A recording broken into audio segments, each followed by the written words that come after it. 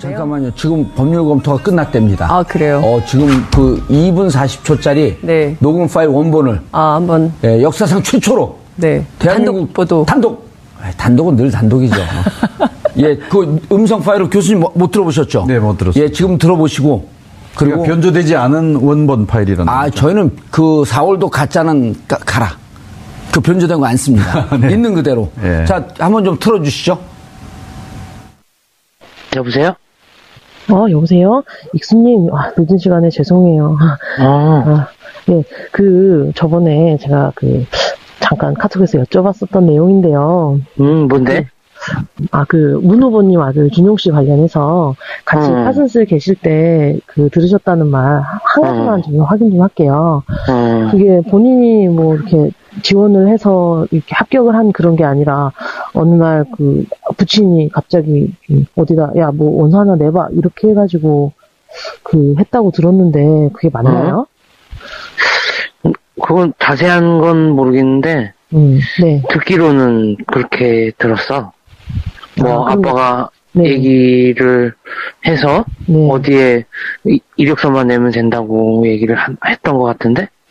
근데 그게 이제 뭐 지원 기간 안에 했는지 지나고 했는지 이거에 대해서는 확인이 어렵겠죠. 걔가 뭘 알겠어요. 아빠가 하라는 대로 해서 했었던 걸로 나는 그렇게 알고 있었어. 그리고 그렇게 소문이 났고 그렇게 얘기를 들었어. 그랬군요. 그러면 당시에 파슨스에 있었던 직원들이 다 좀 어느 정도는 다 알고 있겠네요. 당연히 그걸 모르는 게 이상한 거지. 그렇군요. 아니, 아까 토론회 하는 거 봤더니, 무슨 아드님이 자기 실력으로 입학했고, 본인이 아무런 뭐를 행사하지 않았다. 자꾸 이렇게 말씀을 문 후보님이 하시더라고요. 그래서, 제가 같이 공부하셨던 동료들한테 들은 얘기하고 전혀 달라서, 그래서 한번 여쭤보려고 했습니다. 일단 말이 돼야 뭘. 왜요? 참. 본인 아니야. 실력이 좀 별론가요? 본인이 본인 실력을 알걸? 그래요. 그러면, 고용정보원 5급에 이렇게 채용 달 만한 실력은 아니었다. 이렇게 이해하면 될까요? 알아서 생각해야지, 그런 건. 어떻게 그거를, 그것까지는. 너무 문 후보께서 자신있게 본인 실력으로 합격했고, 그렇다, 이렇게 얘기를 하시길래. 근데 학교 졸업 직전에 다른 경력이 없었는데도 불구하고, 그렇게 한 건 좀 의아하긴 했죠. 아니, 우리나라가 그렇지, 뭐. 네, 더 이상 얘기할 수가 없네? 예, 불편하신데 제가 자꾸 여쭤봐 죄송합니다. 그럼 이만 끊을게요. 예, 잘 지내? 네, 고맙습니다.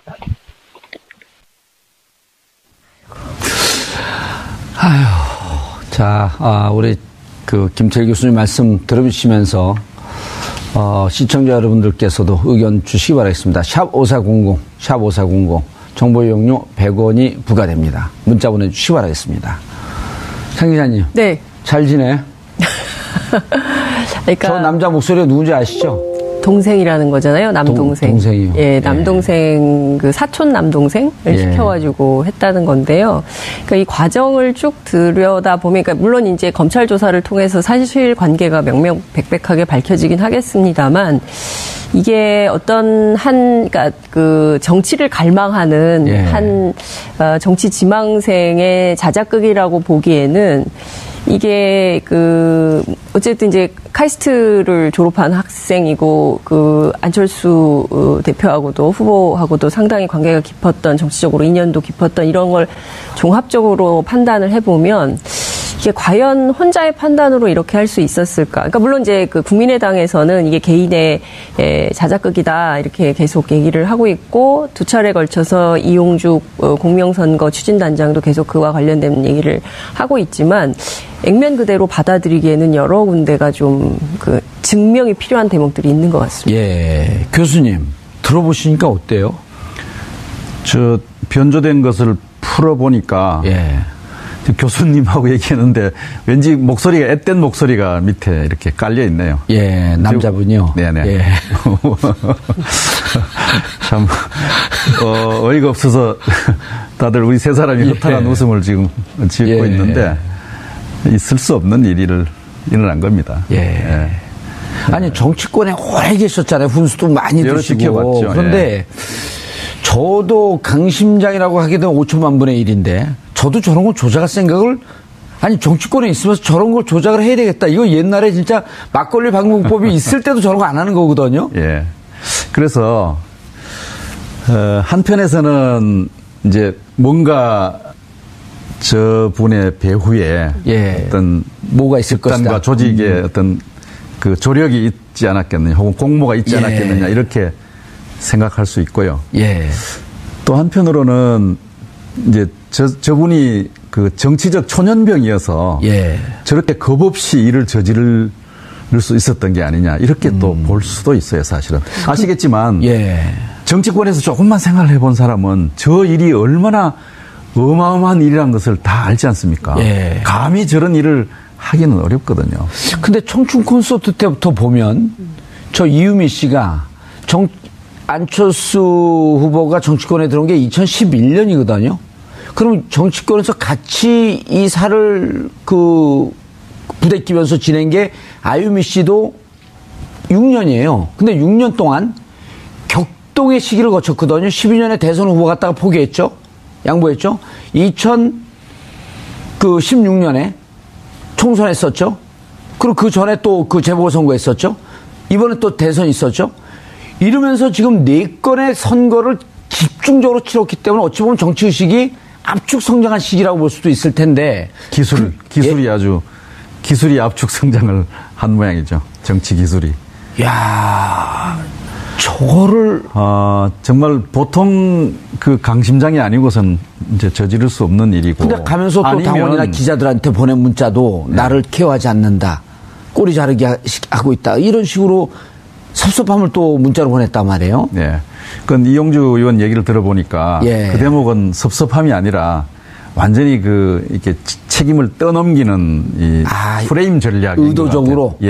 이용주 의원 얘기로는 당이 케어하지 않는다라고 하는 말의 맥락은 이런 것이었대요. 이제 이분이 이용주 의원한테 와서 고백을 하니까 6월 24일이죠. 그것이 사실이라면 당이 당신을 도와주기 어렵다. 이런 얘기를 했다는 거예요. 그거를 뒤집어 가지고 또 당을 엮어 드리려고 하는 뭐 그런 얘기가 아니냐 이렇게 또 해석과 추측을 할 수가 있어요.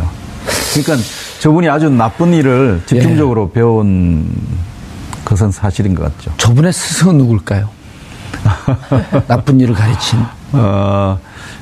근데 이제 저분에 대해서 저는 이제 저분의 어떤 범법 사실이 일차적으로 우리가 주목해야 될 일이고 또 하나는 저것을 거르지 못하는 그게 더 문제죠. 국민의당의 그 체계와 내부 능력의 문제이죠. 우리 뭐 두 분 다 아시겠지만은 정당이라고 하는 것은 온갖 욕망의 찌꺼기들이 다 몰려오는 것이잖아요. 좋은 욕망, 나쁜 욕망 뭐 이런 것들이 다 오고 또 누구나 쉽게 접근할 수 있는 거예요. 맞습니다. 중요한 의사결정에. 무슨 뭐 증명서가 있는 것도 아니고 말이죠. 그러나 기존에 좀 제도화된 정당들은 그런 것들을 잘 걸러낼 수 있는 장치를 가지고 있다고요. 서로 경계하고 견제하고 또 어떤 관찰하는 이런 제도적 장치와 정치적 메커니즘을 통해서 된 사람 안 된 사람 이렇게 걸러내지 않습니까? 이제 그런 체제에 구멍이 나 있었다고 하는 것이 우리가 굉장히 주목해야 될 대목이고요. 나중에 또 추가적으로 말씀을 드리겠습니다. 저희가 좀 취재를 해보니까, 그러니까 이유미라는 여성의 캐릭터가, 그러니까 그 여수 출신이고 여수 여고를 나왔더라고요. 그래서 이제 지난 총선 때는 이용주 의원하고 둘이 경선을 해서 떨어졌어요. 그래서 본인이 이 공천에서 탈락한 것에 대해서 상당히 이제 불만을 가지고 농성도 앙심을 하고. 두고 있었어요? 앙심이라기보다는 좀 불만이 있었겠죠. 나처럼 훌륭한 여성 정치인을 몰라보고 공천에서 탈락 혹은 배제하다니 뭐 이런 이제 속상함이 있었겠죠. 그래서 이번 지난 대선 과정에서 어떻게든 공을 세워서 뭔가 자신의 유력한 정치적 지위를 좀 선점하고 싶었던 거 아니냐라는 게 이제 당직자들 사이 사이에서 상당히 많이 퍼져 있는 얘기이기도 하고요. 또 다른 한편에서는 당시에 뭐가 됐든, 그러니까 그 굉장히 문준용 의혹에 집중을 했었어요. 복귀를 해보면. 예. 그러니까 뭐가 됐든, 그러니까 그 공명선거 추진단이라는 데 자체가 사실은, 그러니까 선거에 여러 조직이 있으면 거기가 좀 약간 네거티브를 담당하는 팀 같은 거였거든요. 그래서 당시 저도 복귀를 해보면 관련자들이 기자들한테 문준용 의혹에 대해서 집중적으로 파야 된다. 왜 기자들이 그 부분에 대해서 취재를 안 하냐. 근데 취재를 해도 뭔가 이를테면 지금 여기 등장하는 교수님, 그 남동생의 주장처럼 그 교수님의 인터뷰를 좀 하고 싶다. 왜냐하면 크로스 체크를 해서 확인이 돼야 기사를 쓸 수 있거든요. 예. 기자들은. 근데 확인이 안 되면 기사 쓰기가 굉장히 어려운데 그 부분에 대해서도 국민의당이 적극적으로 확인은 안 해주고 지나치게 의혹 제기만 했었거든요. 그랬을 때 이제 뭐 이메일 주소 알려주고 이걸로 이제 가름하자 이런 거였는데 워낙 뭐 이게 그 사회적으로 일파만파 커지니까 그 교수님 자체가 뭐 말씀을 안 하고 싶어 한다. 그래서 기자들이 좀 기다려달라. 당은 그것을 이해했다는 건데 지금 보면 그 검증 자체가 굉장히 부실했고 그냥 이거저거 다 던져놓고 선거 끝나면 어차피 다 취하하는 거니까 괜찮은 거 아니야. 뭐 이런 식의 묻지마 공세를 했던 것은 아닌가 이런 생각이 좀 들기도 합니다. 이 음성만 아니라 이제 카카오톡 대화도 또 조작을 했단 말이에요. 근데 가증스럽다는 말이.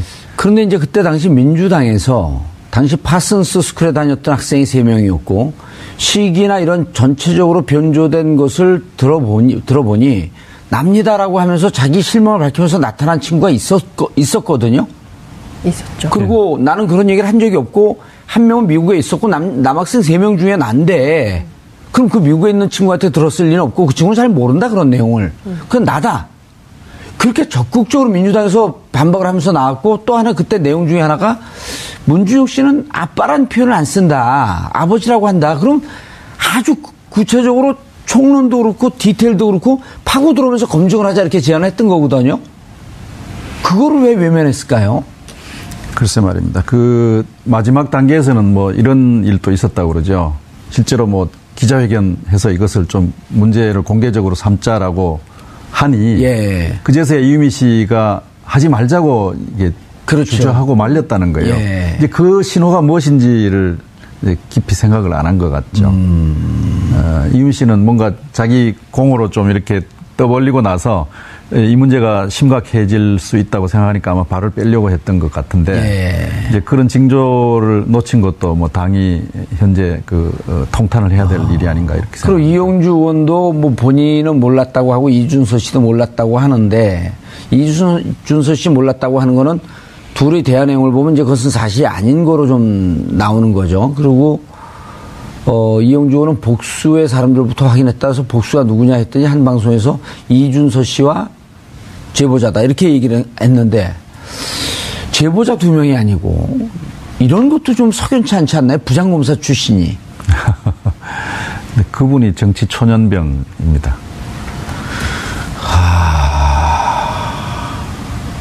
근데 지금이라도 털어놓자. 옛날 예. 뭐 어머니들이 말씀하시는 표현을 빌리자면 눈에 뭐 씌인 게 아니냐 이렇게 그 표현할 수도 있겠고요. 예. 뭐 그것을 좀 사회과학적으로 풀어서 얘기하면 그 선거 막바지에 안철수 후보의 지지율이 막 내려가고 있었지 않습니까? 예, 곤두박질 치고 있었죠. 그런 상황에서 뭔가 공을 세워보겠다고 하는 공명심, 허영심, 뭐 그릇된 욕망 이런 것들을 국민의당이 제대로 잡아내지 못하고 예. 오히려 거기에 말려 들어가 버린 예, 그 무책임의 소재는 뭐 어디까지인지 아직 확인할 수 없습니다만은 예. 국민의당 전체가 이제 그렇게 되어버린 꼴이 됐죠. 국민의당 지도부의 대응은 어떻게 보세요? 지금 어찌됐든 이제 이 사실이 지난 주말에 알려지고 이유미 씨가 이제 그 여수에 내려가서 이용주 의원을 만나서 사실관계를 확인하고 주말 사이에 이유미 씨하고 이준서 전 최고위원을 둘이 각각 다른 방에서 조사를 하고 그 내용을 합산한 결과 이대로는 안 되겠다 싶어서 곧바로 박주선 대표에게 연락을 해서 대국민 사과로 이어지기는 했는데요. 그러니까 지금 상황에서 뭐 특검을 하자 뭐 하자 뭐 별의별 얘기를 또 꺼냈다가 또다시 또 주워 담고 여론이 안 좋으니까 뭐 이런 상황까지 오고 있긴 한데 큰 틀에서 보자면 지금 굉장히 어수선하고 대응이 잘 안 되고 있고 당 내부에서는 이 당 해산해야 된다 이런 주장도 나오고 있고, 일부는 탈당해서 다른 당을 가야 되는 거 아니냐 이런 얘기를 하는 사람들도 있고, 굉장히 지금 자중질환의 상황에 빠져 있다 이렇게 볼 수 있을 것 같고요. 그 2016년이죠. 그때 그 총선 당시에 있었던 그 홍보비 파문 있지 않았습니까? 이제 그때보다 한 10배 이상의 충격이 당 안에 있는 것으로 보이고, 당 내부에서도 지금 굉장히 심각하게 받아들이는 것 같습니다. 네, 남동생, 그 사촌 남동생을 시켜가지고 했다는 건데요.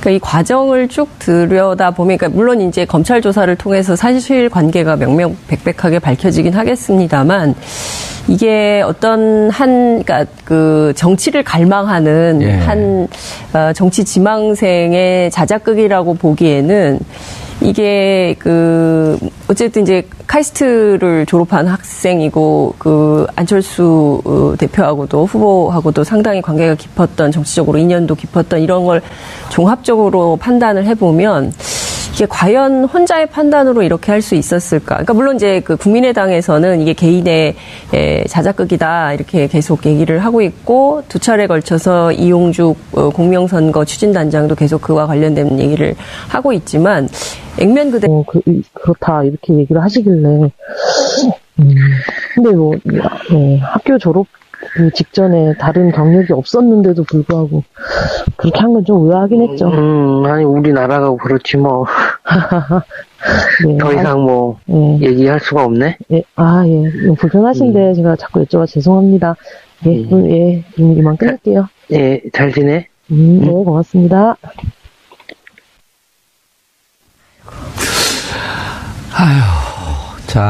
우리 그 김철 교수님 말씀 들어주시면서 시청자 여러분들께서도 의견 주시기 바라겠습니다. 샵 5400, 샵 5400. 정보 이용료 100원이 부과됩니다. 문자 보내주시기 바라겠습니다. 상 기자님. 네. 잘 지내? 그러니까 저 남자 목소리가 누군지 아시죠? 동생이라는 거잖아요. 남동생. 동생이요. 예. 이게 이상한 거지? 그렇군요. 아니, 아까 그 토론회 하는 거 봤더니, 무슨 아드님이 자기 실력으로 입학했고, 본인이 아무런 뭐를 행사하지 않았다. 자꾸 이렇게 말씀을 문 후보님이 하시더라고요. 그래서, 제가 같이 공부하셨던 동료들한테 들은 얘기하고 전혀 달라서, 그래서 한번 여쭤보려고 했습니다. 일단 말이 돼야 뭘, 왜요? 참. 본인 아니야. 실력이 좀 별론가요? 본인이 본인 실력을 알걸? 그래요? 그러면, 고용정보원 5급에 이렇게 채용 달 만한 실력은 아니었다? 이렇게 이해하면 될까요? 알아서 생각해야지, 그런 건. 어떻게 그거를, 그것까지는. 너무 문 후보께서 자신있게 본인 실력으로 합격했고. 잠깐만요. 지금 법률 검토가 끝났답니다. 그래요? 지금 2분 40초짜리 녹음 파일 원본을. 한번. 역사상 최초로. 네. 대한민국 보도. 단독은 늘 단독이죠. 그 음성 파일을 교수님 못 들어보셨죠? 네, 못 들었어요. 지금 들어보시고. 그리고 변조되지 않은 원본 파일이라는. 저희는 그 4월도 가짜는 가라. 그 변조된 거 안 씁니다. 네. 있는 그대로. 네. 자, 한번 좀 틀어주시죠. 여보세요? 여보세요? 익수님, 늦은 시간에 죄송해요. 저번에 제가 잠깐 카톡에서 여쭤봤었던 내용인데요. 뭔데? 문 후보님 아들 준용 씨 관련해서 같이 파슨스 계실 때 들으셨다는 말 한 가지만 좀 확인 좀 할게요. 그게 본인이 이렇게 지원을 해서 이렇게 합격을 한 그런 게 아니라 어느 날 부친이 갑자기 어디다 원서 하나 내봐 이렇게 해가지고 했다고 들었는데 그게 맞나요? 그건 자세한 건 모르겠는데 네. 듣기로는 그렇게 들었어. 아빠가 얘기를 해서 어디에 이력서만 내면 된다고 얘기를 했던 것 같은데? 근데 그게 이제 지원 기간 안에 했는지 지나고 했는지 이거에 대해서는 확인이 어렵겠죠? 걔가 뭘 알겠어, 아빠가 하라는 대로 해서 했었던 걸로, 나는 그렇게 알고 있었어. 그리고 그렇게 소문이 났고, 그렇게 얘기를 들었어. 그랬군요. 그러면 당시에 파슨스에 있었던 직원들이 다 좀 어느 정도는 다 알고 있겠네요? 당연히 그걸 모르는